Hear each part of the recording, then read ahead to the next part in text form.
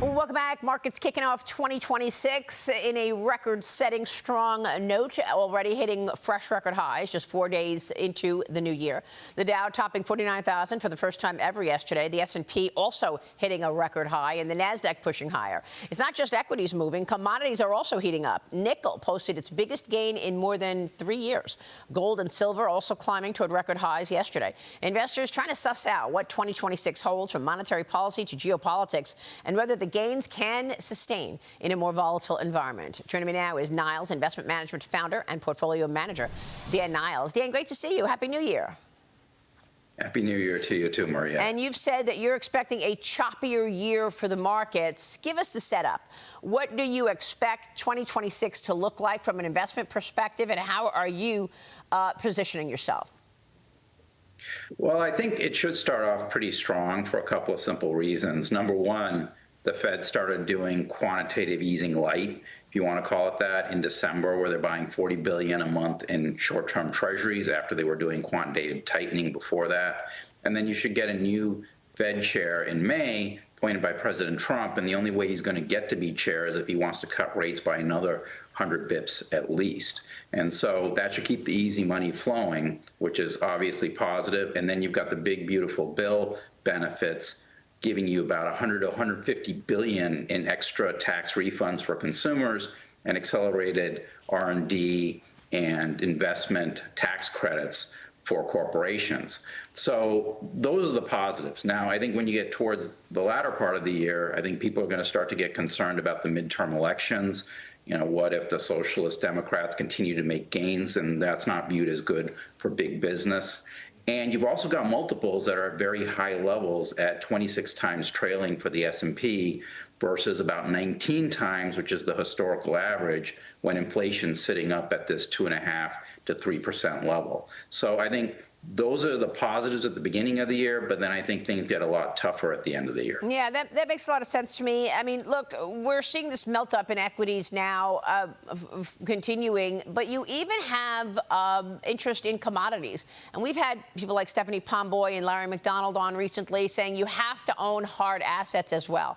What's your take when you look at things like gold, silver, and nickel, Dan?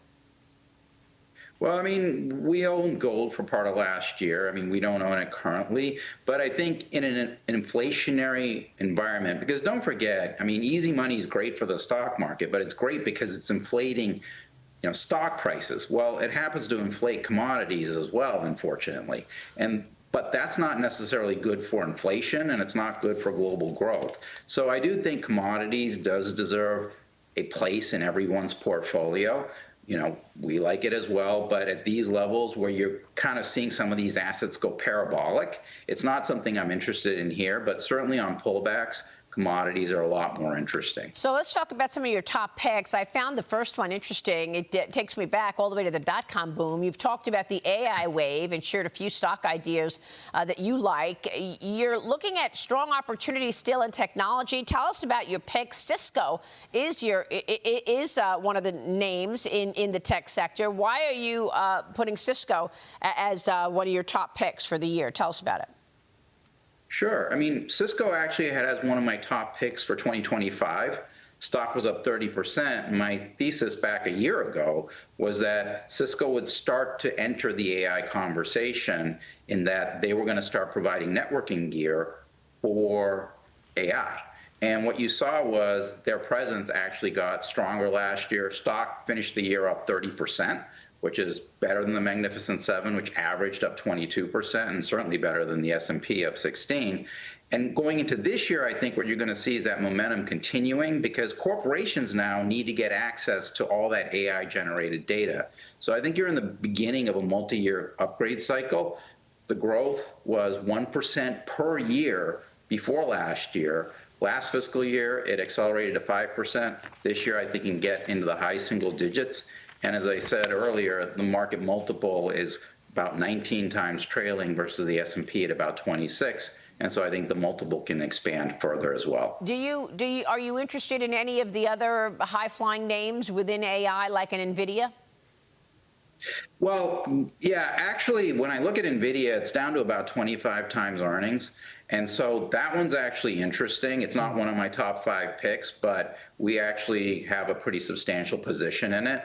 One of the concerns, which we can talk about, is do you get to the back portion of this year and have an issue in that one of the big players or one of the private companies like an OpenAI has trouble, at which point people start to wonder, hey, is this bubble in AI bursting? I think the first part of the year is going to be very strong for AI in that I think OpenAI is going to raise that $100 billion in funding. You're going to see a lot of the stocks in that ecosystem do very well. But I think as you get towards the end of the year again, you could run into an issue where you figure out all these companies that think they're going to do well in AI are not going to do it. Yeah. And you could see a hiccup there. Yeah, I mean, yesterday when I was talking to Larry McDonald, he made the point of the banks could be left holding the bag on some of these loans gone bad on data centers, which is what he was expecting. Is that what you're suggesting?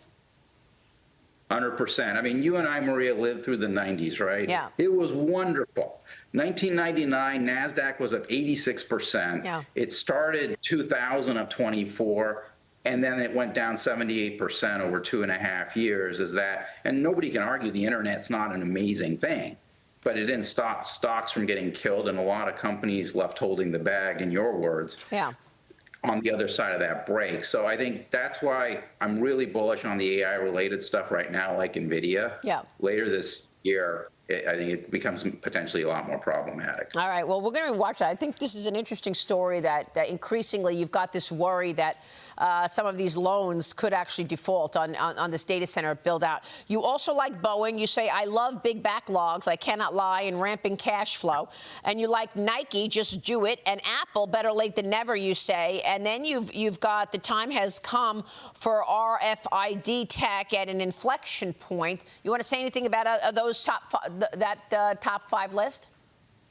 Sure. I mean, I think with Boeing, you're going from losing $2 billion in cash flow in 2025 to getting close to $10 billion by the end of this decade in terms of positive cash flow.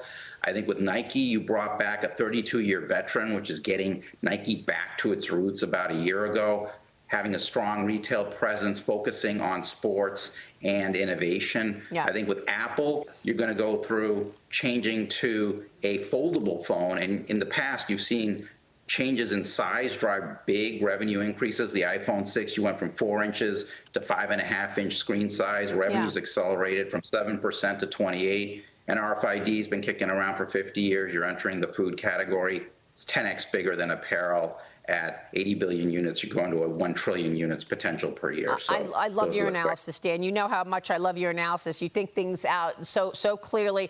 Let me get your take. I'm worried about this Supreme Court decision. I think we could get the Supreme Court decision on President Trump's tariff authority on Friday, because the Supreme Court has declared Friday, January 9th, as an opinion day on its first day back from a 4-week break.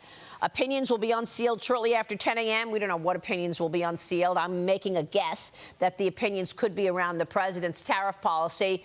Any expectations there? Do you think this is a market mover?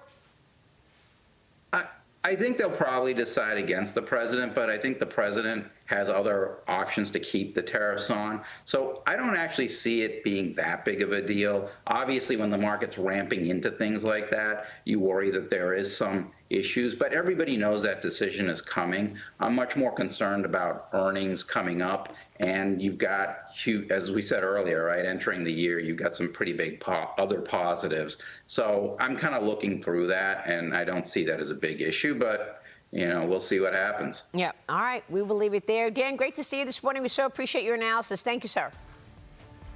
Thank you, Maria. All right. Dan Niles joining us.